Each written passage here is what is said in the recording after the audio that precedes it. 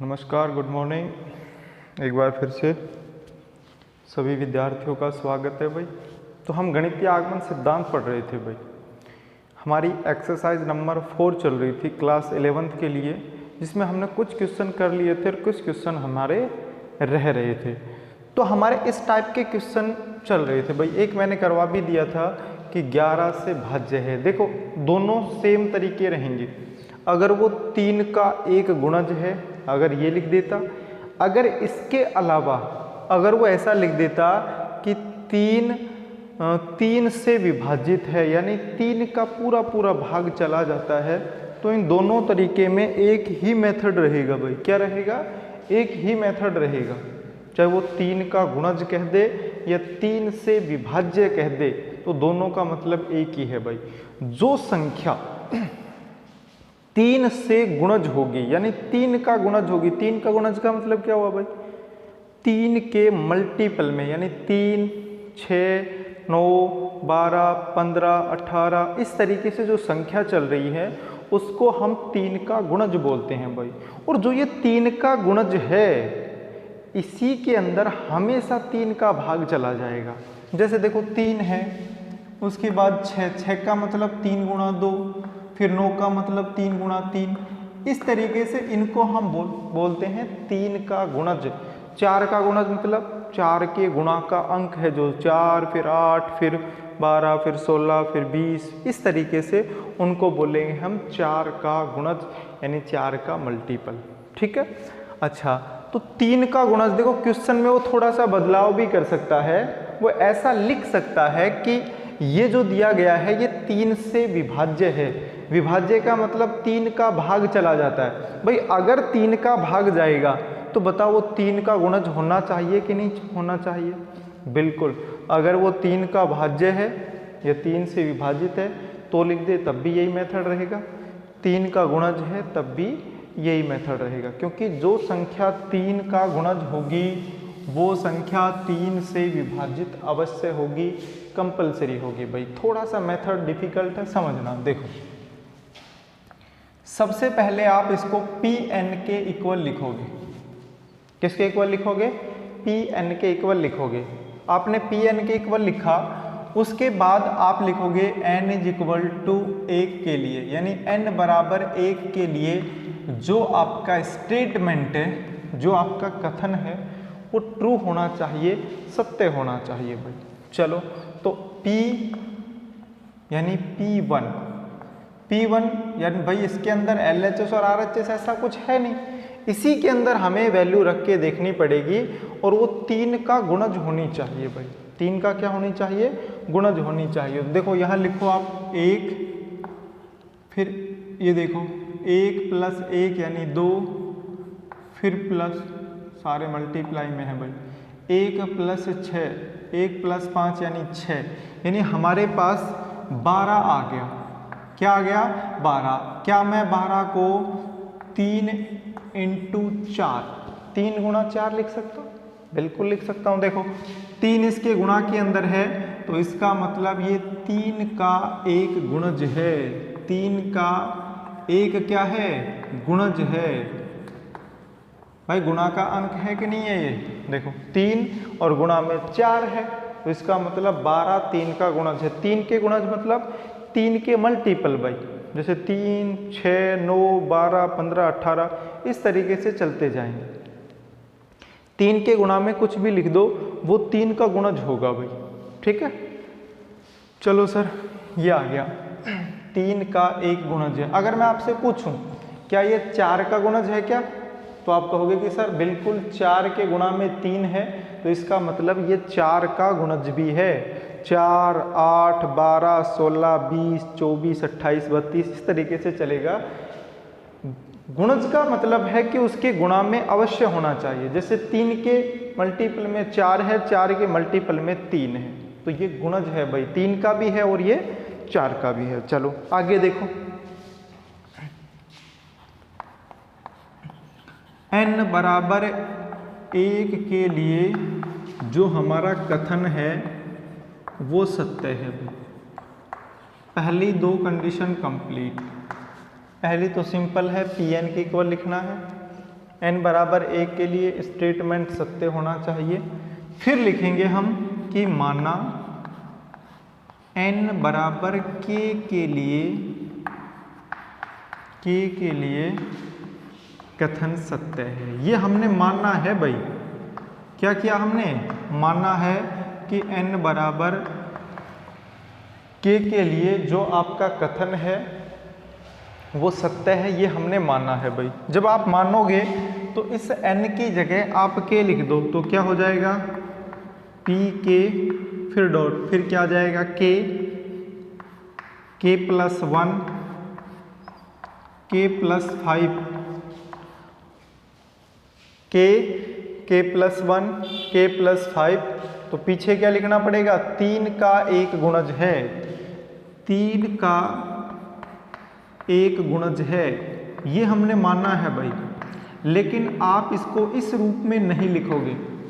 अगर 3 से विभाज्य है तब भी आपको जो मैं अब लिखूंगा वही लिखना है, और यदि वो गुणज की बात करें तब भी आपको ये लिखना है। देखो 3 का गुणज है तो मैं कह सकता हूं कि sir k plus 1 k plus 5 is equal to 3 into a। भाई 3 का गुणज है, मान लीजिए इसकी वैल्यू 12 है, तो 12 है तो 3 गुणा 4 यानी a की वैल्यू क्या हो जाती? a की वैल्यू 4 हो जाती। अगर इसकी वैल्यू 20 आती है तो ये गुणज है नहीं। मान लीजिए इसकी वैल्यू 18 आती है, क्या आती है? 18, तो 3a, तो 3 इंटू a की वैल्यू क्या हो जाएगी? a की वैल्यू 6 हो जाएगी भाई। तो इसका मतलब 18 3 का गुणज हो जाएगा भाई। ठीक है, ठीक है भाई। तो यानी k प्लस 1 k प्लस 3 3 का गुणज है तो 3 का मल्टीपल है भाई। 3 इंटू a मैंने क्यों लिखा है? क्योंकि a की वैल्यू कुछ भी हो सकती है भाई। हमें ये थोड़ी ना पता है कि इसकी वैल्यू 10 है 15 है कितनी है। इतना पता है कि जो ये है ये 3 का एक गुणज है।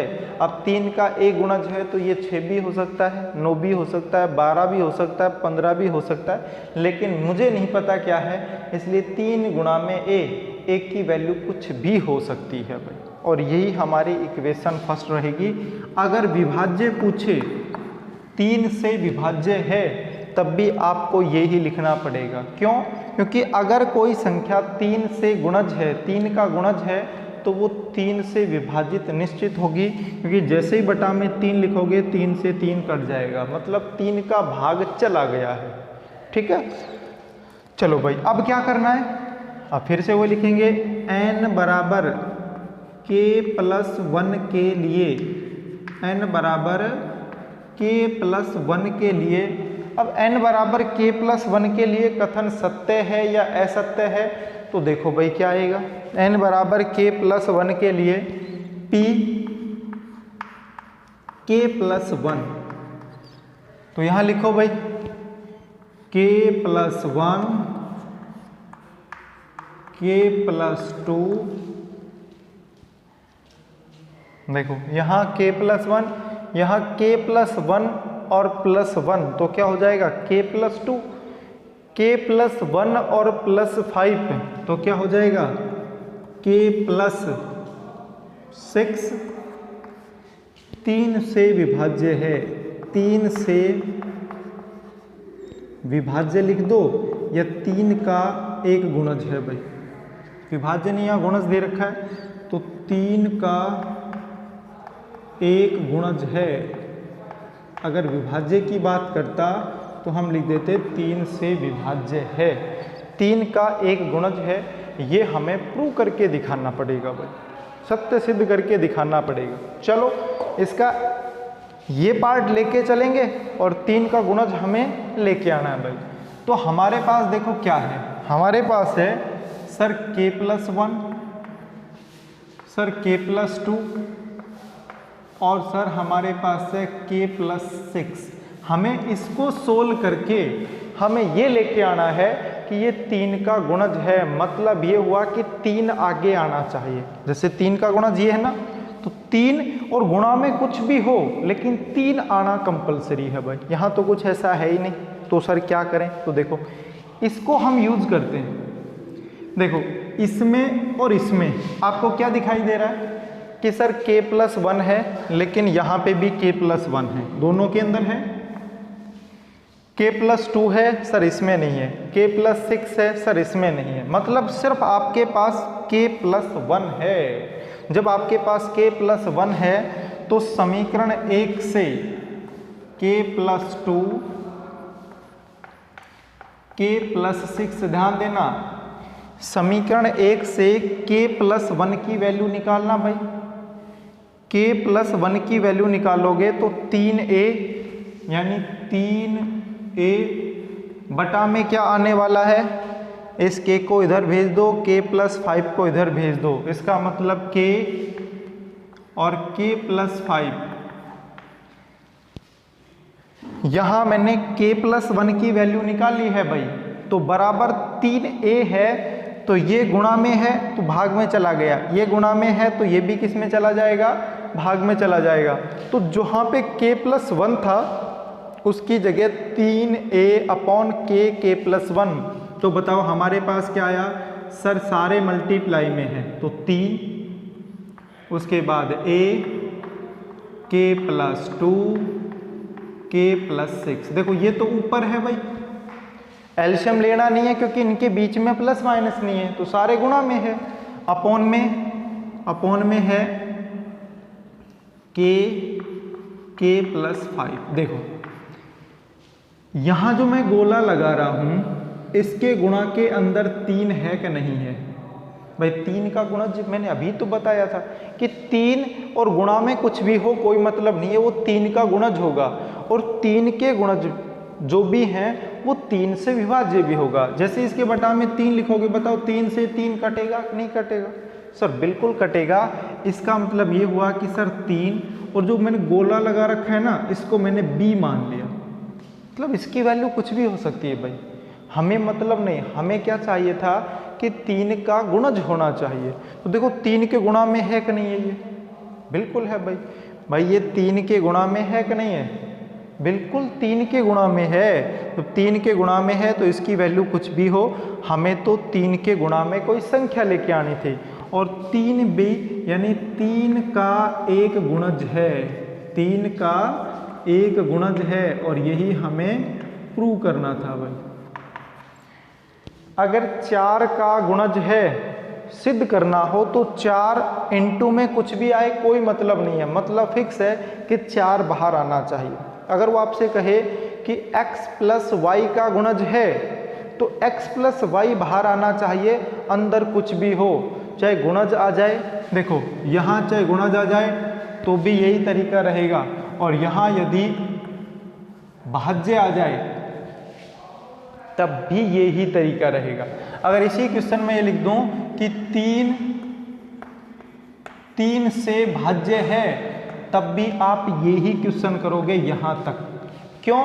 क्योंकि यदि ये 3 का गुणज है तो बताओ इसके बटा में 3 लिखोगे तो 3 से 3 कट जाएगा, बताओ 3 का भाग जा रहा है कि नहीं जा रहा है, बिल्कुल जा रहा है। तो आपको कंफ्यूज होने की आवश्यकता नहीं है, यदि वो 3 से विभाज्य लिख दे तब भी यही तरीका रहेगा, अगर वो 3 का एक गुणज लिख दे तब भी आपको यही मेथड लगाना है भाई। एक क्वेश्चन मैं पिछले वीडियो में बता चुका हूँ, एक ये है, अभी 1-2 क्वेश्चन इस टाइप के और करवाऊंगा, फिर समझ में आ जाएगा। एक बात का विशेष ध्यान रखना कि यहाँ समीकरण 1 को यूज किया जाता है, और कैसे यूज करोगे आपको ये देखना है कि इनमें से और इनमें से एक जैसा कौन सा है। जैसे k+1 इसमें भी था, k+1 इसमें भी था, तो इस k+1 को अकेला करो, मतलब इसके साथ गुणा में उधर भेज दो, और जो k+1 है उसकी जगह आपको वैल्यू रखनी है और आपका आंसर आ जाएगा भाई। चलो एक क्वेश्चन और देख लेते हैं इसी टाइप का। जो मैं नेक्स्ट क्वेश्चन कराऊंगा ये एग्जाम की दृष्टि से बहुत इंपॉर्टेंट है, एग्जाम में आया हुआ है भाई।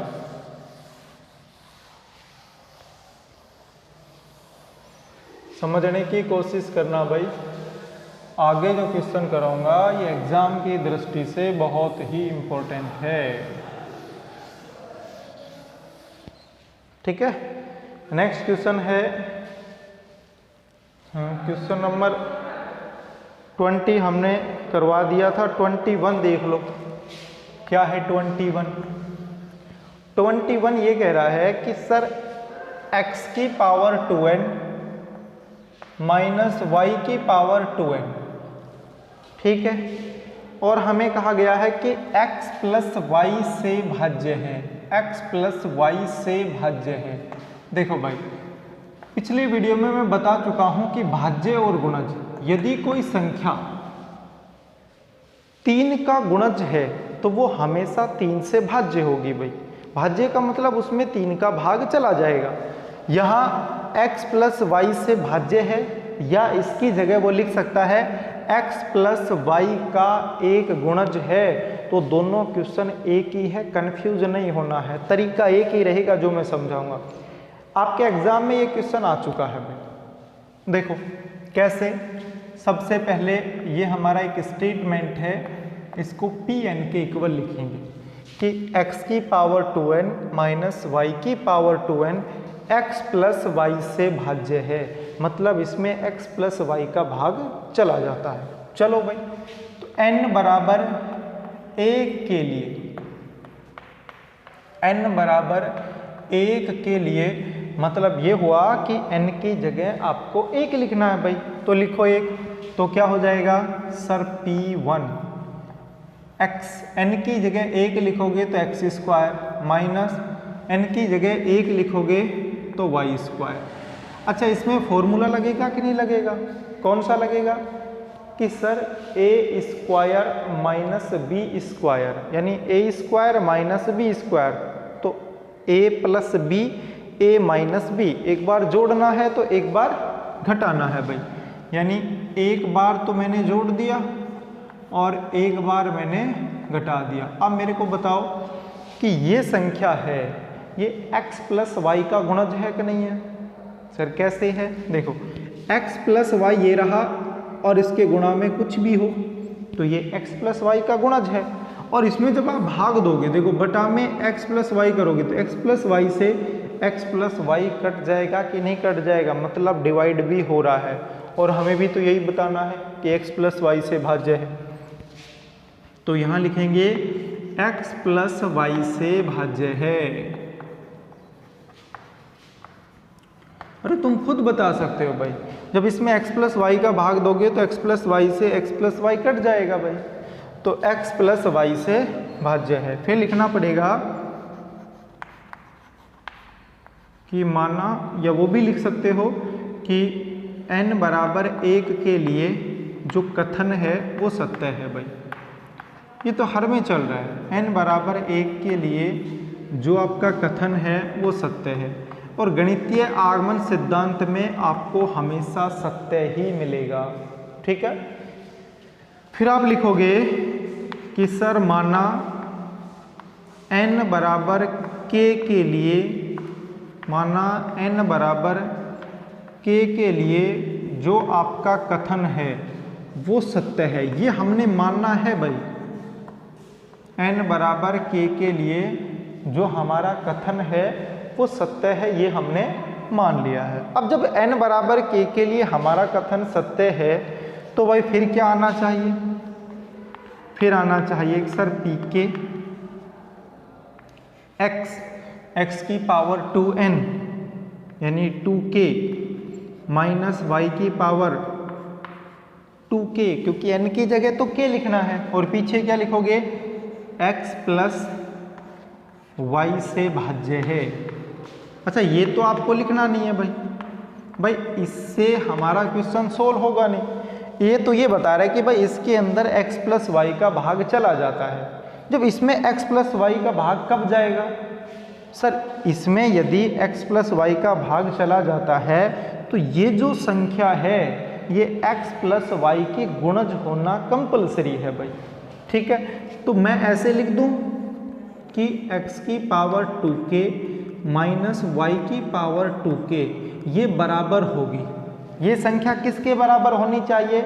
अगर ये संख्या में x प्लस वाई का भाग चला जाता है तो ये कंपलसरी है कि सर ये x प्लस वाई का गुणज होगी, गुणज होगी तभी तो कटेगा।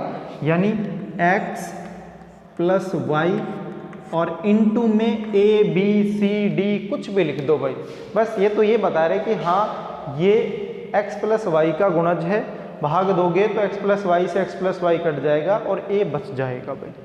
ठीक है सर, अब क्या करना है? अब क्या करना है? n बराबर k प्लस 1 के लिए जो हमारा स्टेटमेंट है उसको ट्रू सिद्ध करना है भाई। देखो कैसे करेंगे, तो नीचे लिखेंगे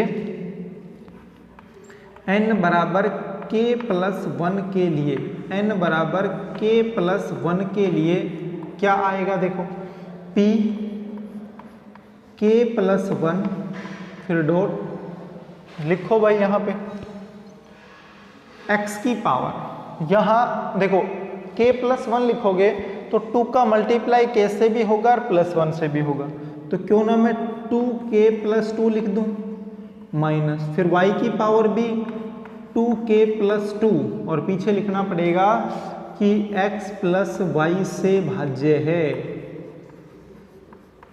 मतलब इसमें x प्लस वाई का भाग चला जाता है। अच्छा, इस संख्या में x प्लस वाई का भाग कब जाएगा?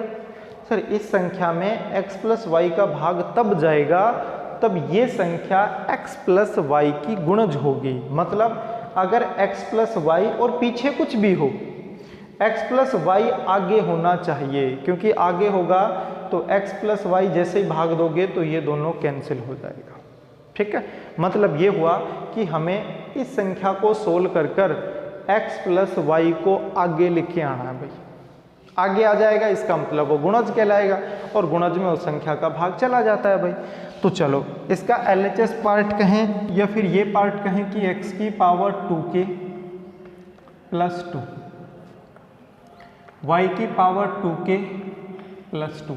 अब मेरी बात को समझना भाई, क्या अच्छा मैंने क्या करता था, मैं हर बार मैं यही तो करता हूँ कि समीकरण 1 से इसके अंदर मैं मान लिखता हूँ, बताओ लिखता हूँ कि नहीं? आपको भी समीकरण 1 से मान लिखना है, लेकिन उससे पहले आपको ये देखना पड़ेगा कि इसमें से और इसमें सेम होना चाहिए। यहाँ x की पावर 2k है, यहाँ x की पावर 2k है क्या? सर यहाँ तो x की पावर 2k प्लस 2 है, तो 2k में चेंज करो, और चेंज करना बिल्कुल आसान है। कैसे भाई? इसको x की power 2k into x square लिख सकते हैं, क्योंकि गुणा में घात जुड़ती हैं, तो x की पावर 2k और x स्क्वायर, फिर माइनस y की पावर 2k लिखना चाहो तो कोई ज़रूरी नहीं है, हमने एक इक्वल कर लिया। देखो x की पावर 2k, आप y की पावर 2k को भी ला सकते हो भाई, x की पावर 2k, यहाँ पे भी x की पावर 2k है, तो समीकरण 1 से x की पावर 2k किसके बराबर आ जाएगा भाई? देखो इधर है x प्लस वाई इंटू ए, मेरी बात समझना भाई, x की पावर 2k किसके बराबर आएगा? x प्लस वाई इंटू ए, इसको पक्षांतर करके उधर लेके जाओगे तो प्लस y की पावर 2k प्लस y की पावर 2k, ये हमने इक्वेशन फर्स्ट को यूज किया है, मतलब समीकरण 1 की सहायता से x की पावर 2k किसके बराबर आएगा? x प्लस वाई इंटू ए प्लस वाई की पावर 2k के बराबर आने वाला है। ठीक है, तो सर अब क्या करें? बस समीकरण 1 से वैल्यू रखो। बताओ जो मैंने गोला लगा रखा है ये, इसकी जगह क्या लिख सकता हूँ? सर इसकी जगह हम लिख सकते हैं x प्लस वाई इंटू ए, फिर प्लस y की पावर 2k, इसकी जगह लिख दिया। इसके इनटू में एक्स स्क्वायर भी है, अगर आपने ध्यान दिया हो तो यहाँ ब्रैकेट लगा के मेरे को बाहर एक्स स्क्वायर लिखना पड़ेगा। x की पावर 2k की जगह तो मैंने ये लिख दिया भाई, ये लिख दिया। इनटू में एक्स स्क्वायर, देखो इनटू में एक्स स्क्वायर, क्योंकि एक्स स्क्वायर का मल्टीप्लाई इससे भी होगा और इससे भी होगा, दोनों से होने वाला है भाई। ठीक है सर, पीछे क्या है? सर पीछे है y की power 2k into y square, लिख सकते हैं भाई y की पावर 2k प्लस 2 है, गुणा में घात जुड़ती हैं तो y की power 2k into y square लिख दिया, बात तो एक ही है। अच्छा अब क्या करना, देखो इस एक्स स्क्वायर का गुणा इससे भी होगा और इससे भी होगा, तो क्या हुआ एक्स प्लस वाई इंटू ए इंटू एक्स स्क्वायर, इसका गुणा इससे हो गया। आपको तो सेम लिखना है, गुणा करने की कोई आवश्यकता नहीं है। अगर मान लीजिए यहाँ 100 है और यहाँ 9 है, तो यहाँ 900 लिखने की आवश्यकता नहीं है, आपको सीधा लिखो कि 100 इंटू 9, मल्टीप्लाई करने की कोई आवश्यकता नहीं है। फिर प्लस इसका मल्टीप्लाई करोगे तो y की power 2k into x square, पीछे क्या है माइनस y की power 2k into y square. मेरे को एक बात बताओ, हम करना क्या चाह रहे हैं? सर हम करना चाह रहे हैं कि x प्लस वाई कॉमन आ जाए, वो हम बाहर लिख दें, ऐसा ही तो हम चाह रहे हैं भाई। तो इसके अंदर तो देखो x प्लस वाई है और इन दोनों के अंदर कहीं पे भी x प्लस वाई नहीं है। इन दोनों के अंदर से x प्लस वाई लाओ, इसके अंदर तो है भाई, इसके अंदर है तो इसमें तो कॉमन ले लेंगे, इनके अंदर नहीं है। तो कोशिश करते हैं, देखो x प्लस वाई फिर a एक्स स्क्वायर फिर प्लस, बताओ दोनों के अंदर क्या कॉमन दिखाई दे रहा है? सर y की पावर 2k देखो इसके अंदर भी है इसके अंदर भी है, तो कॉमन ले लेते हैं। तो यहाँ से क्या बचा सर एक्स स्क्वायर, फिर माइनस यहाँ से क्या बचा सर वाई स्क्वायर, बच गया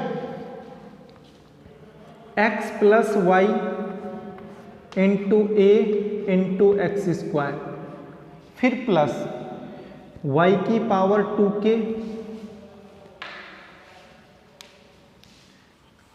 y की पावर 2k। अब इधर समझना, ए स्क्वायर माइनस बी स्क्वायर के फॉर्मूले से एक बार जोड़ सकता हूँ, एक बार घटा सकता हूँ। सर इसकी जगह आप x plus y into x minus y लिख दो, ये ब्रैकेट लगाना चाहो लगा सकते हो, वरना कंपलसरी भी नहीं है। देखो ये पूरा एक पार्ट है, यहाँ पे ही तो प्लस आया है, ये पूरा एक पार्ट है, आपको दोनों के अंदर x प्लस वाई कॉमन दिखाई दे रहा होगा। देखो इस पूरे के अंदर x प्लस वाई ये रहा, इसके अंदर x प्लस वाई ये रहा, तो दोनों के अंदर से आप x प्लस वाई जैसे ही कॉमन लोगे तो अंदर आपके पास क्या बचने वाला है? सर यहाँ से तो a एक्स स्क्वायर, फिर प्लस सर यहाँ से y की पावर 2k, ये तो कॉमन आके बाहर आ गया, और क्या बच गया x माइनस वाई। मेरे को एक बात बताओ, इस संख्या के मल्टीपल में x प्लस वाई आया कि नहीं आया? इसका मतलब x प्लस वाई, और जो ये पीछे है जो गुणा के अंदर कोई भी संख्या है, इसको अपनी तरफ से b c d e f g h जो लिखना चाहो लिख सकते हो भाई। तो मैंने a पहले मान लिया था, तो ये क्या हो गया b, मतलब हमें इनसे नहीं है, मतलब ये हुआ कि x प्लस वाई इंटू ये संख्या है। बताओ इसके अंदर जब x प्लस वाई का भाग दोगे तो x प्लस वाई से x प्लस वाई कटेगा कि नहीं कटेगा? बिल्कुल कटेगा। इसका मतलब ये हुआ कि सर ये x प्लस वाई का गुणज है, और ये x प्लस वाई का गुणज है तो इसमें x प्लस वाई का भाग 100% जाएगा। बताओ जाएगा कि नहीं? तो ये हो गया भाई, पीछे लिख देंगे x प्लस वाई का गुणज है, इसलिए x प्लस वाई से भाज्य है। अब भाज्य है तो गणितीय आगमन सिद्धांत से प्रत्येक प्राकृत संख्या नेचुरल नंबर के लिए दिया गया कथन सत्य होगा। ठीक है भाई, तो ये हमने प्रूव कर दिया है। बाकी हम पढ़ेंगे नेक्स्ट क्लास में, तब तक bye bye, take care, have a nice day. फिर मिलते हैं नेक्स्ट क्लास में, तब तक के लिए शुक्रिया, बाय बाय, थैंक यू।